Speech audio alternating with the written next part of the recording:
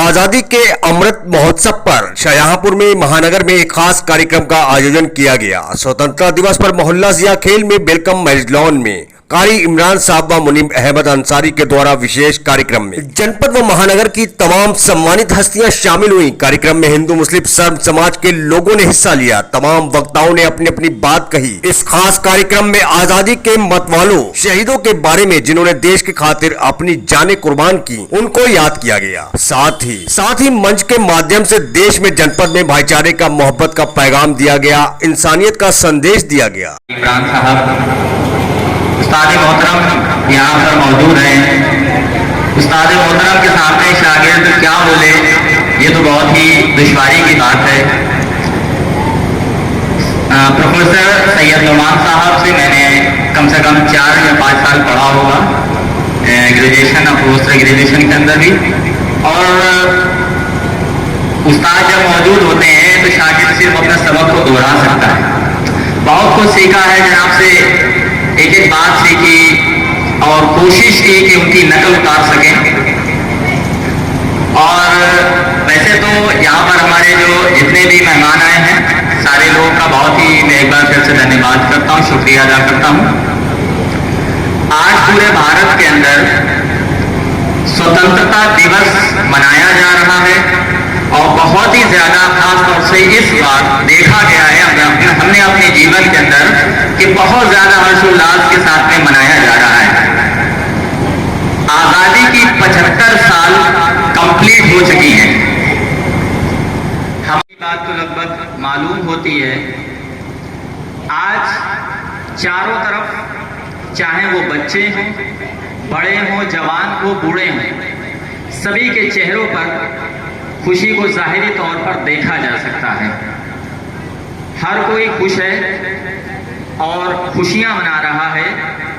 आजादी का अमृत महोत्सव मनाया जा रहा है, घर घर तिरंगा लहराया जा रहा है।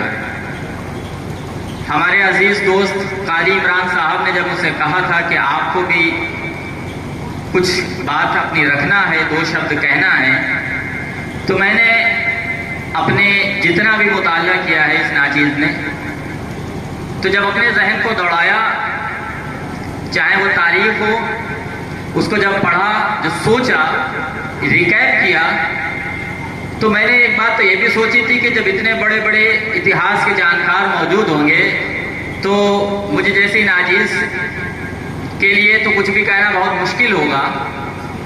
तो जब मैंने सारा दिमाग दौड़ाने के बाद में जब मैं उस निष्कर्ष पर पहुंचा तो मेरे सामने 2 सवाल सामने आए।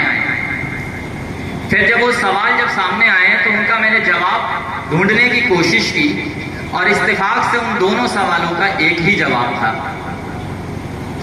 पहला सवाल तो ये था कि आखिर हमारा इतना बड़ा भारत जो पूरी दुनिया के अंदर मशहूर था, जो सोने की चिड़िया के नाम से जाना जाता था, आखिर वो इतना बड़ा होने के बाद भी कैसे गुलाम हो गया? ये पहला सवाल था। और दूसरा सवाल ये था कि उस वक्त की बरतानिया हुकूमत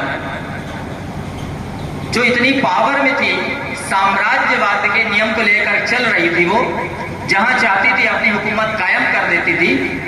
इतनी बड़ी ताकत से हम जो हिंदुस्तानी थे उस वक्त में जो सपेरों का देश जाना जाता था, उन्होंने आजाद कैसे करा लिया? ये 2 सवाल जब दिमाग के अंदर आए तो बड़ी कोशिश की कि इनका जवाब क्या मिले।